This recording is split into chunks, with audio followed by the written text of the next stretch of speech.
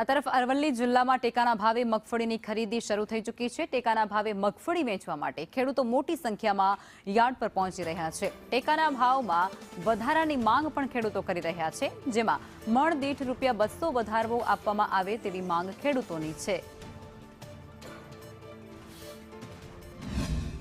પણ મોડી સરકાર વહેલી ઉઠી ખેડૂતોને હું જોયું એ મહત્વનું છે, પણ કોઈ પણ ખેડૂત રહી ના જાય અને સમયસર જેટલા સાધન બોલાવે એનું તોલાઈ જાય એવી અમારી વિનંતી છે। અમે ભાડાના ટ્રેક્ટર લઈને આવીએ છીએ એટલે અમારે ડબલ ભાડું ના પડે એના માટે ખાસ ભલામણ છે મારી।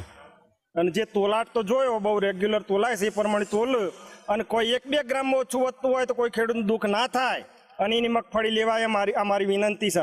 પણ અમારી રિક્વેસ્ટ એવી છે સરકારશ્રી હજી સુધી કે ભાઈ 1452 રૂપિયા જે ભાવ છે એ લગભગ 1700-1800 રૂપિયા થાય, અને સરકાર એટલા પૈસા જો આપતી હોય ખેડૂતોને તો ખેડૂતો 2 પૈસા કમાય અને થોડા સુખી થાય, કેમ કે ઉતારો આવતો નથી। દર સાલ ખેડૂતોમાં ફ્રી એકની એક ખેતી થાય છે એટલે ઉત્પાદન ઓછું આવે છે। એટલે સરકારશ્રીને અમે એવી રજૂઆત કરી છે કે ભાઈ ખેડૂતોને ભાવે થોડોક વધારે મળે, 200 રૂપિયા ભાવ 200-300 રૂપિયા પ્લસ થાય તો ખેડૂતો તો પગભર થાય અને થોડા ખેડૂતો સુખી થાય। ગુજરાત રાજ્યમાં ટેકાના ભાવે મગફળીની શરૂઆત થઈ ચૂકી છે। આજે બીજો દિવસ છે। બીજા દિવસે વહેલી સવારથી જ ખેડૂતોમાં મગફળી વેચવા માટે ભારે ઉત્સાહ જણાઈ રહ્યો છે।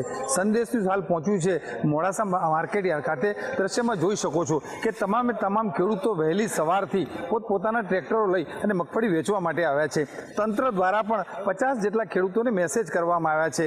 વહેલી સવારથી લગભગ 15 ટ્રેક્ટર તો આવી ગયા છે, ત્યારે ભારે ઉત્સાહ જોવાના કારણે કહી શકાય કે ખેડૂતોમાં ક્યાંક ને ક્યાંક ખુશી છે, પરંતુ ખેડૂતો આજે કમોસમી વરસાદના કારણે ખેતીમાં ક્યાંક નુકસાન જવા પામ્યું છે, જેને લઈ હાલનો જે ભાવ છે એ ભાવની અંદર ક્યાંક થોડો વધારો કરવામાં આવે એવું ખેડૂતો ઈચ્છી રહ્યા છે। તંત્ર દ્વારા પણ ખરીદીને લઈ અને ખૂબ જ અલાયદી વ્યવસ્થા કરવામાં આવી છે। કોઈપણ ખેડૂતને કોઈપણ પ્રકારની ક્યાંય તકલીફ ન પડે અને આ જે વ્યવસ્થા છે જેનાથી ખેડૂતો પણ હાલ ખુશ જણાઈ રહ્યા છે। શૈલેષ પંડ્યા, સંદેશ ન્યૂઝ।